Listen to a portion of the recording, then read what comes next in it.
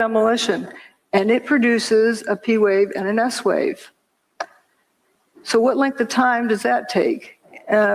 It takes, for a free fall speed from the roof to the ground, it's about 4 seconds. But the portion of time that the ground shook was more than twice that. So that doesn't answer the question either of what we saw.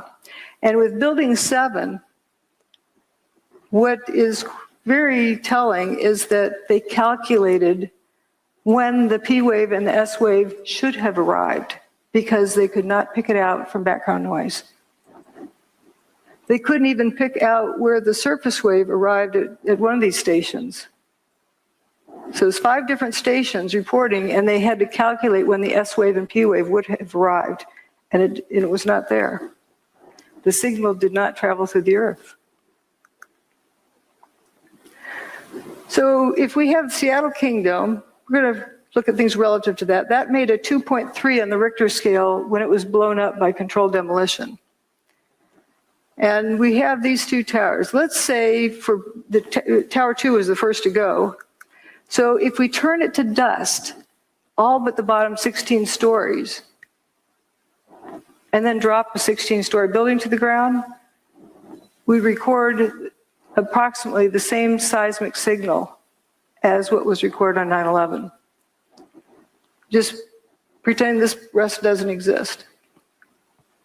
And for Tower 2, if you turn it into dust above the 20th story and just drop a 20-story building to the ground, you get the seismic signal that was recorded. And for building 7, it's all but the bottom 2.5 stories. Where's the rest of the building? Makes it 0.6 on the Richter scale. That's like a jackhammer. It should have sounded like it was raining dump trucks. You know, big dump trucks go down the road, they wake you up at night because they vibrate the ground. So, and you notice this, there'll be some column that starts falling down this corner. I think it's in here. And we're going to follow it down and watch how it just turns to dust completely.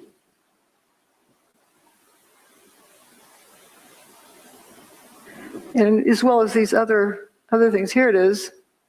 Okay, it's got the dust trailing behind it. This is a solid piece.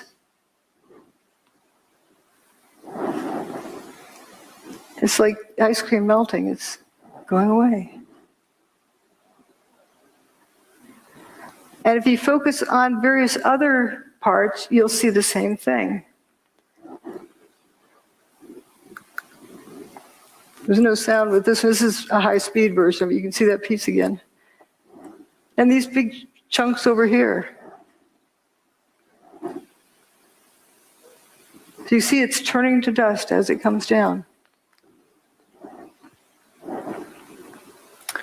And we're going to go look down on the ground right next to where this was coming down. This is the Verizon building here. Whoops, right here. And we're going to look at the corner right below there.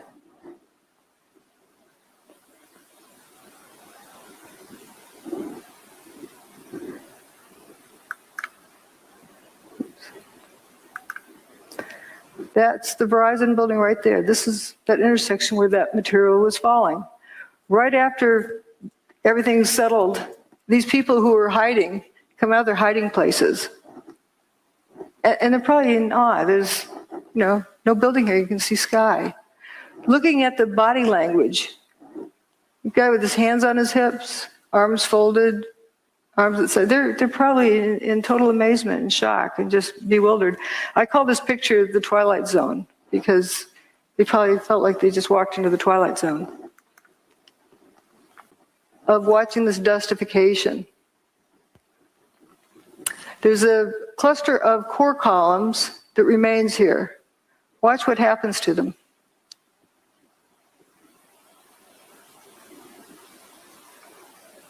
They just faint.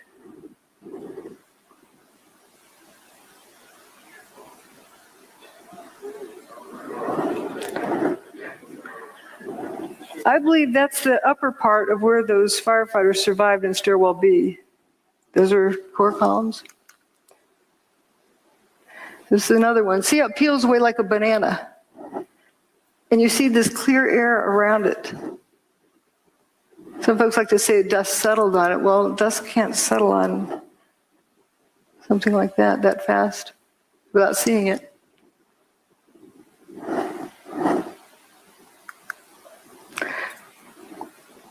And there's from across the river, you can see those two. And then there's a sequence from the northern view. And, you know, my detractors like to say, oh, it fell over. And because the dust was so fine, it hung in the air. Well, if the dust is so fine, it hung in the air, how could it be settled instantly on these vertical columns? We saw it was peeled away like a banana. But it comes a point where it's no longer a crisp boundary and just turns to dust. I call it dustification. I mean, where would you? Because this is coming down close to this building. But notice there's some chunks that go missing. And notice the dust kind of squirting out the ends of those pieces. You can see it trailing. So the reason why it didn't, you didn't hear a thud when it hit? No. Go low to the corner. Hold on.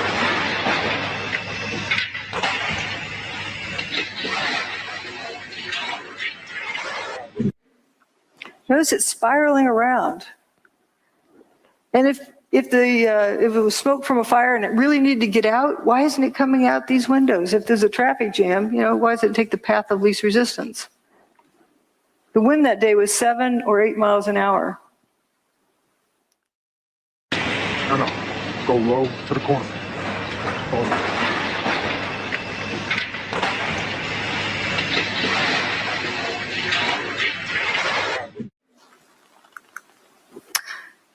Didn't cook them. Just left them covered with dust. You know, I like these abrupt lines. Like you can see where this other fellow's tie was tucked in there. He was just covered. He didn't get cooked. The dust went a certain distance and then went up. Another bizarre thing. Again, it's important just to take in all of the data, and it starts telling you the story of what happened. Let the evidence tell you the story instead of forcing it to go a particular direction. And I wouldn't have seen this before, that just all particular distance then goes up.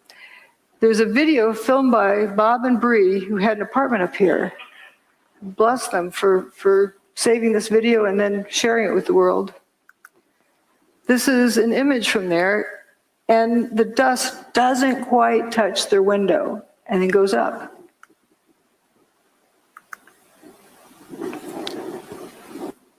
Oh my God! Oh my God! Oh my God! Oh my God! Oh my God! I told you!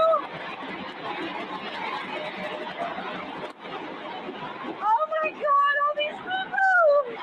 Oh my God! Oh my God! Oh my God! Oh, it's awful. Oh baby, how's Lily? Oh my God! Come on, let's go to the other room. Yeah. Let's see how it's starting. Is this dangerous? It's just smoke. There's no danger about the buildings. Is the air conditioner turned off in the room? Good thing. And the windows closed in the bedroom? Near the area are an absolute crazy situation. The entire top of the building just collapsed. The entire building was collapsed. Building just collapsed. We're going to leave because See how it just starts shooting up? It doesn't touch the window. This is a devastating development. It doesn't go past here. Is no more. We do not know at this point the extent of injuries or casualties, how many people were in these buildings trying to get out. We've seen some Got friendship. Oh, people are running away. They're running away. Hanging out of windows. What are they gonna do? Green You guys grass. gotta run away. You see the obvious. That grass stayed green the whole time. Let's see ABC News right now. I think it's gonna be blown away. After the South Tower went away. And this is 15 minutes before the North Tower went away. How could that fine of dust have landed in that short of time? It's fallen out of the air because it's clear. And there's several other pictures that indicate this, that it was coarse dust that landed and then became fine dust and began rising up like it kept breaking down. Toasted cars, we got to get to the toasted cars. I say they're toast, they're history. I can't say they're burnt because I don't know that, but they're toast. I just decided to use that word to say something happened, messed them up. You can't fix it, you got to get a new one. It's history. This is a police car found on FDR Drive. I don't know how it got to, I don't know where it was toasted. There were some that were witnessed as being toasted on FDR Drive. But this one is quite interesting in that it has an abrupt, toasted, not toasted. Like it's like it's on the showroom floor. It just had a new wax job back there. What abruptly stops? A real fire, a regular fire, doesn't do that. It would be lapping around the corner. Also, why aren't the lights melted? And you have the circular spot on the other side. Gas tank is still, fine. This is where all the toasted cars we're seeing that I'm aware of, as well as the toasted car lot. And the ones we were looking at were down here. And an emergency medical person said you could tell it was hot at the Trade Center because you could feel the heat from the bridge. But paper wasn't burning down here. How could somebody over here, 3/4 miles away, feel heat? Something that they perceived as heat. And you said you saw melted tour buses, melted cars. The cars that were right down there, it was just unbelievable. They were twisted and melted into nothing. The debris is just unbelievable. And then you can see fire trucks and police vehicles that were down there early that all their windows, the windshield are completely blown out must have been from when debris dropped. But even more jarring, I think, is this scene right here. Look at these two cars placed on top of one another. I think when you think about the impact that these planes must have had, it's hard to visualize. I don't know what to say. Because everything melted. But here, at least you have some remnants. You have literally an engine that is melded together with other parts of the car. Moving over, you've got another car they moved here. It looks like it's been through a war. You can see the papers, all the burned out papers from the building. You see the soot and the dirt, and it just shows you how devastating this blast was. Look across the street there. You've got a Con Ed truck that, some of the Con Ed people now looking at, examining, trying to figure out which truck that actually was. But that truck, too, in terrible shape. So while many of the items, the steel, was literally melted. People who have been right down next to the base of what was the trade towers say there's virtually nothing. Yes, we'll stop here on this toasted bus picture and realize there's no burnt marks, no scorch marks, the toasted bus. But yeah, these poor reporters, they're doing the best they can of window glass.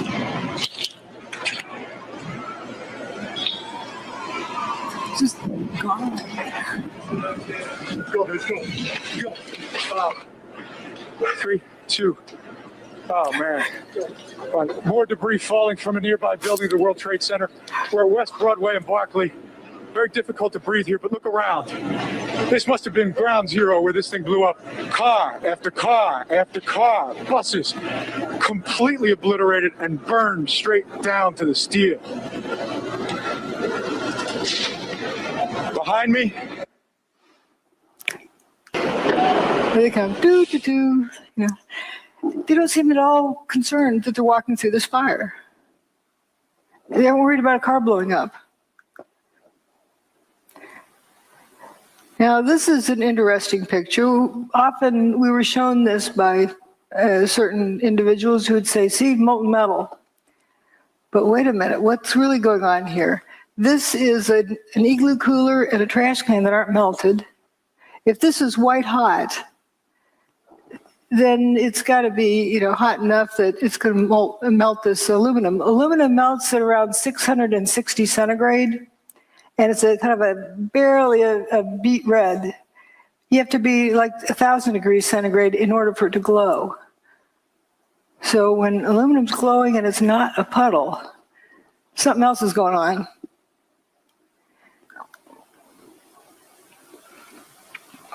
So we're told about pools of molten metal. Well, that's paper. Mill or a volcano. Those are quotes. Giant pools. What about the pictures of them dragging oxygen hoses all over the steaming supposed hot metal? If it were that hot, you wouldn't dare do that, would you? Would you?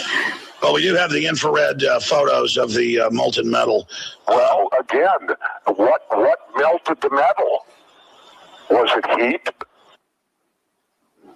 Or was it something else? Doesn't it bend over? Doesn't it bend around the horizontal axis? Why is everything straight? If you overload these outer columns, they're going to bend. If you mash something down real hard, it's going to bow out.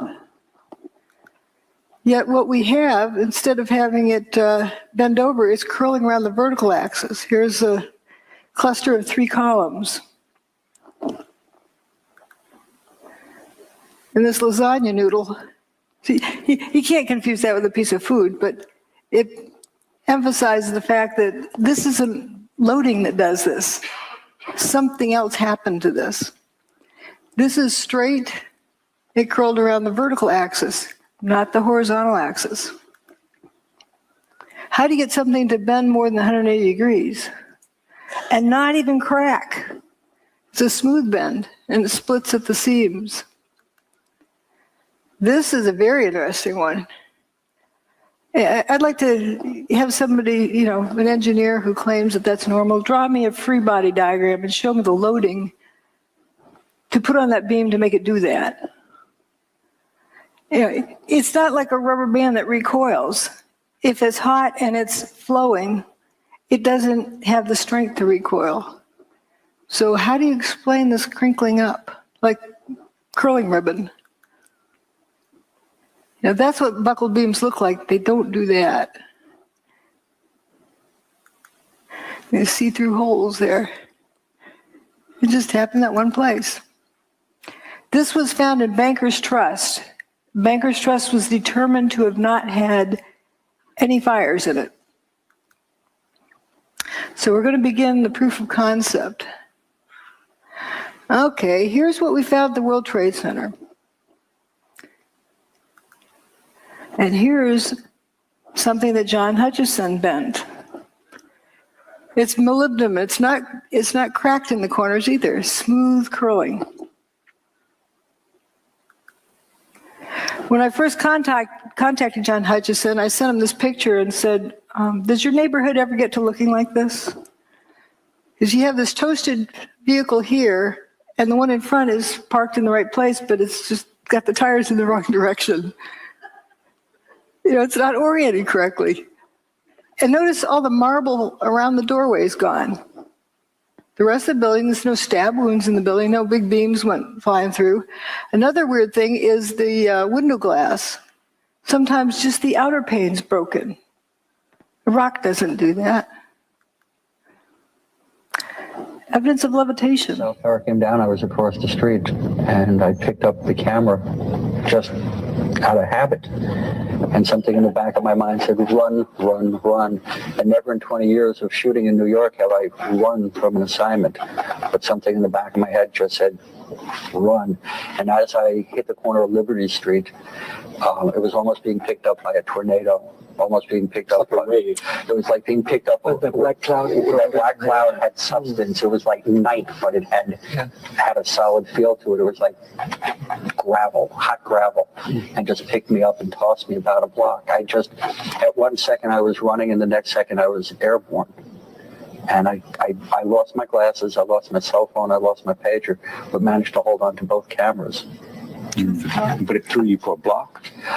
I was back down at Ground Zero last week and walked the area where I have a pretty good recollection of where I was and where I wound up, and it was just under a city block.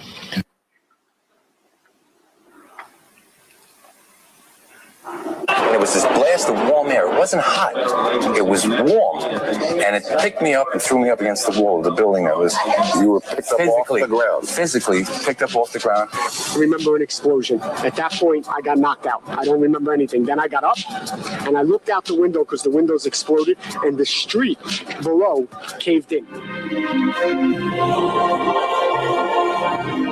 many cars there? Leaves are still in the trees.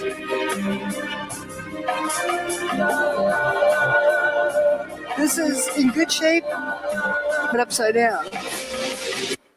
The cars appear to be either flipped or toasted. Now, let's consider something else here. John Hutchison's work, he's got water drifting up, levitation of water. All right, then. Now we'll come back and talk about the weather. We need to talk about the weather, right? Someone thought it was a nice, beautiful day.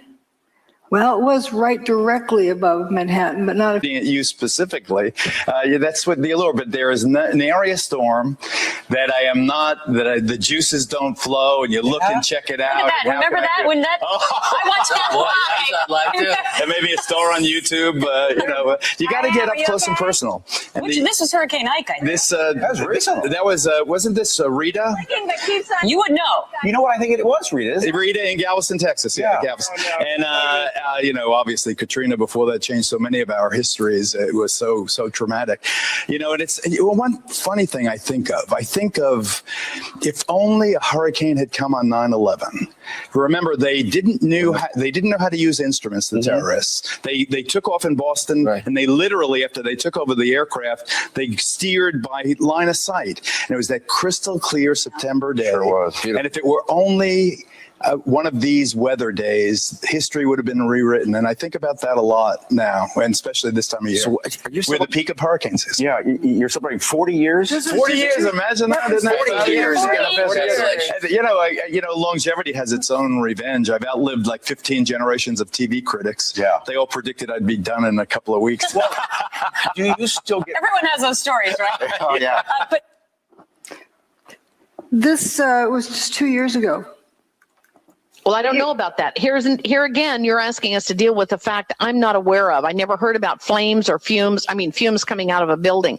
I'll tell you what, let me go to Steve in Florida. Steve in Florida, you're on the air. Go ahead, please, with Dr. Judy Wood. Hi, Joy. Thank you for taking my call. Am I loud and clear? Yeah, you are. Go ahead. Judy, you have misrepresented the facts concerning Hurricane Aaron. I live here in hurricane country, Florida. I track all the hurricanes. Aaron hit Corpus Christi, Texas, 15 August 2007. Your opinion concerning 911 are not consistent with the facts provided on 911 ripple effect, last man out, Richard Gage's blueprint for truth, Blues Change Final Cut, Zero, an investigation into 911, and many other video documentaries. I don't know what planet you've come from. Okay. I guess he's gone. I don't know what happened to Steve. As for Hurricane Aaron, they did not retire that name. It has been used several times. It was the first hurricane, I believe, of the 2001 hurricane season. All right. Let me go back to George. George. One funny thing I think of if only a hurricane had come on 9/11, and it was that crystal clear September day. Sure was. Beautiful. And if it were only one of these weather days, history would have been rewritten. And I think about that a lot. This is what was shown on television that morning of 9/11. This is where the hurricane was at that moment. See anything missing? This is where the hurricane was, here. The rotation. He's got a static field, and he's doing some other things with putting in some kind of energy, and he's got these static balls, I mean, these steel balls levitating. I think they're actually silver.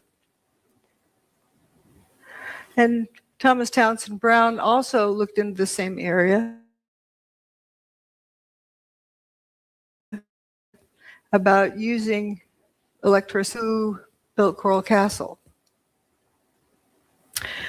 Here's John Hutchison standing in front of the Great Pyramid.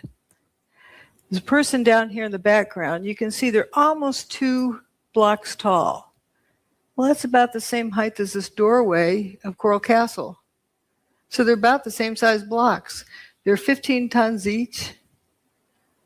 So this guy built his castle by himself. We don't know how this one was built. We can only guess.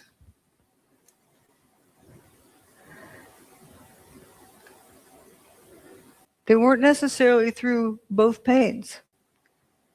That's strange.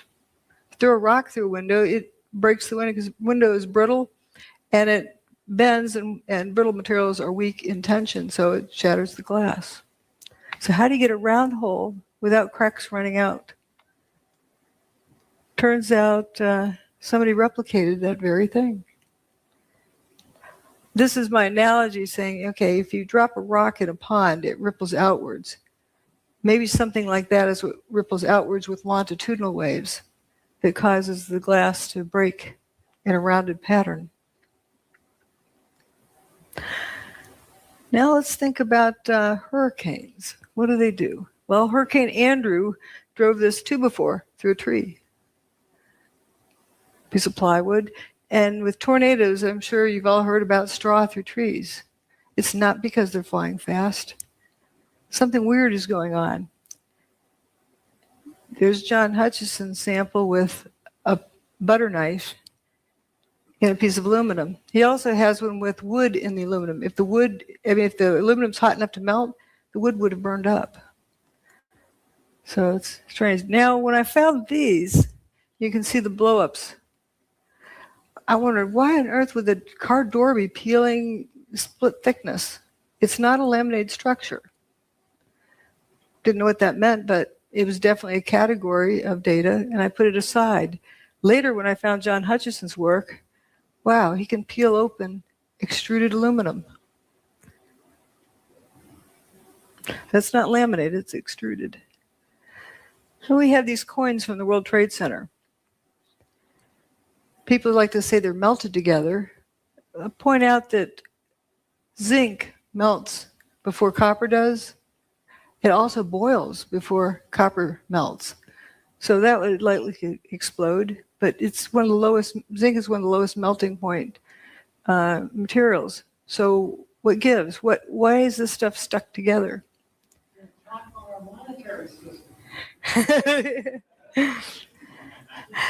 And this is the only surviving file cabinet from Ben & Jerry's ice cream store.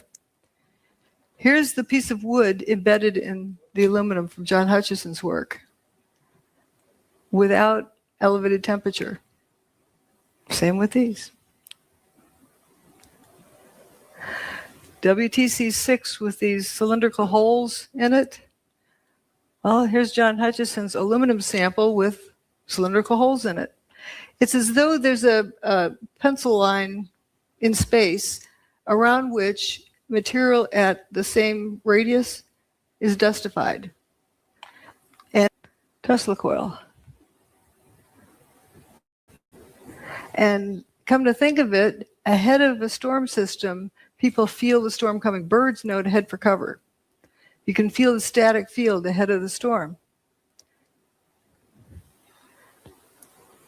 Here's another thing about storm systems.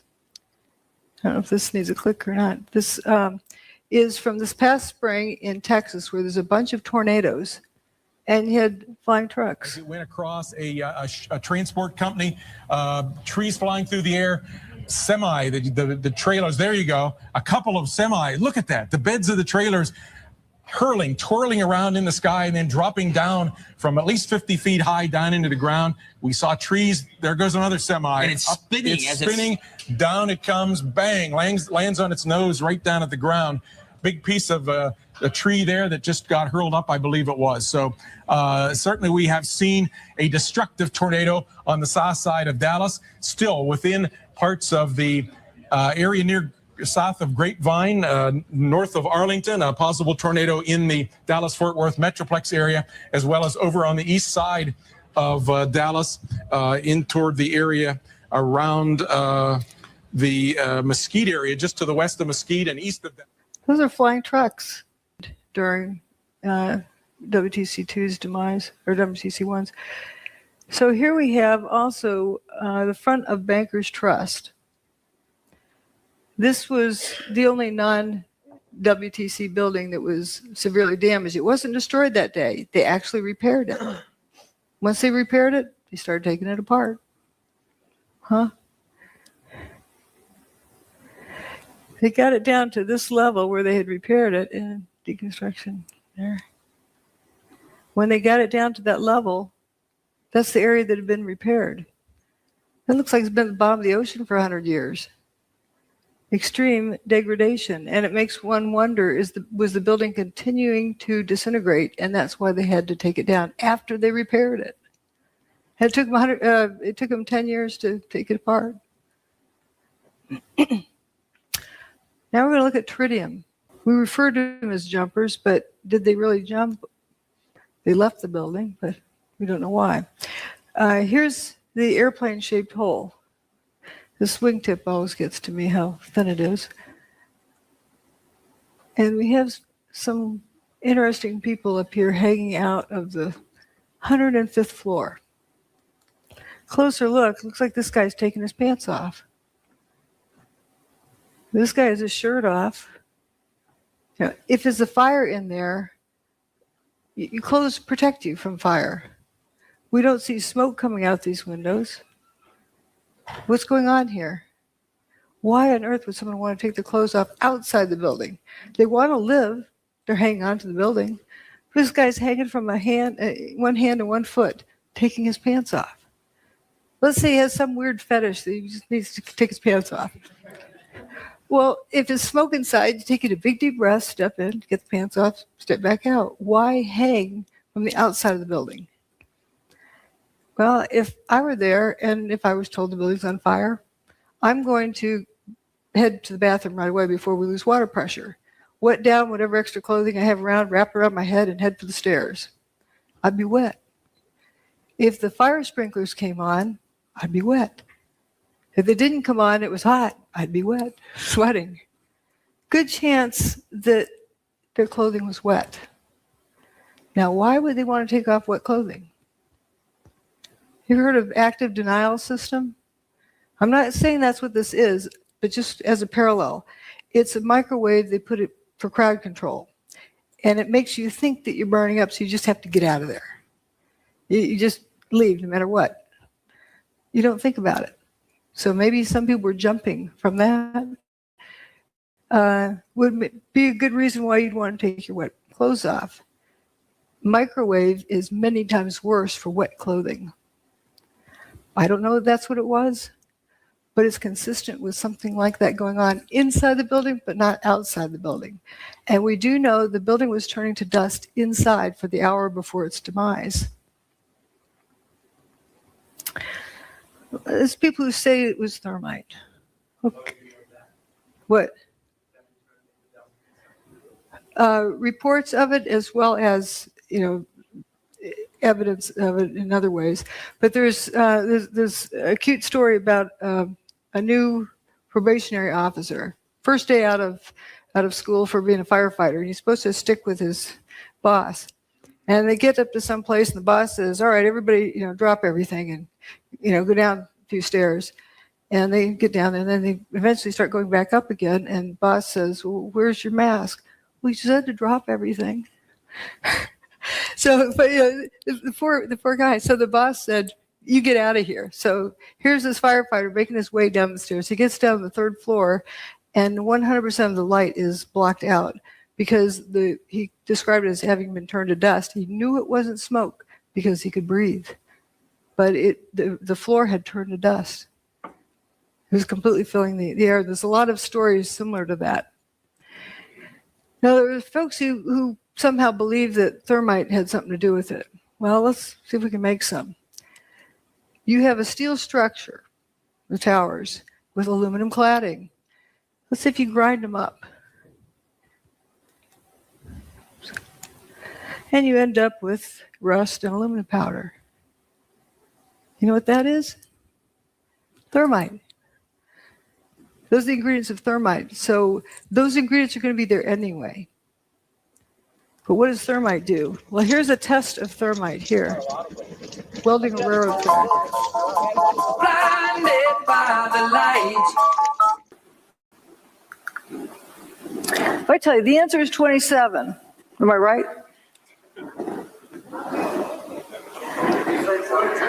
Well, what's the question? What's the problem I'm solving? If you don't know the problem, how do you know if the answer is right or wrong? You first have to define a problem before you can solve it. And it can be referred to as a syntax error because the order matters. Like when doing this math, are you adding those numbers together first or multiplying these first? You'll end up with a different answer depending on how you group them. The same thing with crime solving or with problem solving. The order matters. So if you start out with a theory, we have thermite or we have bombs or we have airplanes or whatever theory someone has, and they take their pick from this list of things, and then they go cherry picking and searching for the data that's going to support their theory. Ground up, would someone see that dust trailing off of you? No. You need more dust. Okay, let's say you get a couple of armloads of flour and eject it out as you're falling. Can you impersonate this? No, that's opaque dust. It initially blocked out all of the sunlight, 100% of the sunlight, so it was pitch black. It's very dense dust. And you come to the realization that these pieces of material are becoming dust. They're frothing up into dust as they fall. And they didn't hit the ground.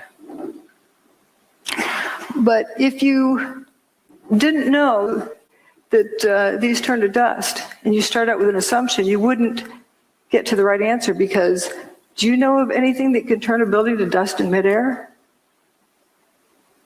Something turned it to dust in midair. So it's important to first determine what happened. It's basically missing. Tower 1 is missing over there. I think everyone would have to agree there's not enough stuff left piled up on the ground. So again, we were looking out there. Now we're going to look the other direction. And there's this main body goes missing. Just the north wing is left. The building just went missing. That's building 4. It was a 9-story building.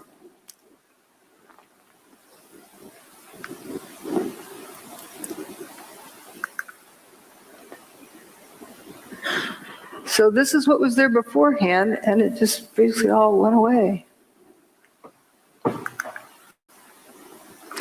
And then a satellite image shows, all sorts of holes that were in those buildings. The middle part of building 6 is gone. It looks like a post hole digger cored it out. You have holes over here on Liberty Street. Even some holes in Vesey Street. And notice again that north wing is remaining, but the main body is gone. And this is Bankers Trust, where you're looking out the window, seeing a non-building across the street. Few people talk about this building. It's a 22-story skyscraper. Well, it would be the tallest building in most small towns. It went away except for that last little corner. And building 7 over here as well. Every building with the WTC prefix was destroyed that day. So we're going to look at this direction. Now, a lot of people talk about hearing the BBC announce early that Building 7 went away. Well, CNN did the same thing for One Liberty Plaza, but it's still there. You just get excited and want to be the first to report. And we're going to go down and look on the ground and see what it looks like down in here. Looking at the front, it doesn't look clobbered by anything. This picture, I believe, was taken on 9/11, later in the day. I don't see any big steel beams on the ground. There's aluminum cladding. The towers were built with steel columns on the outside that were covered with aluminum cladding. And you see the aluminum cladding. The ambulance looks pretty good. This was the day after 9/11. Peter Jennings in the studio. This is down in Lower Manhattan today. George, I don't know if you heard a little earlier me raise this question, which was actually raised by ABC's Jackie Judd as we look at these areas down below and the video where the towers used to stand and where is all the rubble gone. And have you been able to, is there any way you can answer that question? I'm sorry, Peter, I didn't get the question. Okay, I apologize. Jackie Judd and several other people keep asking us, when you look at where the towers used to stand, there is surprisingly so little rubble. Where did all the rubble go? It's a very good question, Peter, and I have asked some people who've been doing some of the rescue and recovery work this morning. If you look behind me, you can see the very remains, the skeletal remains of the World Trade Center. And one volunteer, Robert Gerlinsky, explained to me the reason there's so little rubble is that all of it simply fell down into the ground and was pulverized, evaporated. This is vital information. I really feel for George Stephanopoulos. He's got this job telling the world what's going on there, and that's the best he could do. And we humans tend to keep asking questions until we're given an answer. We don't stop to think if the answer makes sense. So what he is telling us is that it's obvious there's a big lack of material there. And here's an elevation map of what was left. And you see Building 4 went missing, the holes in Building 6.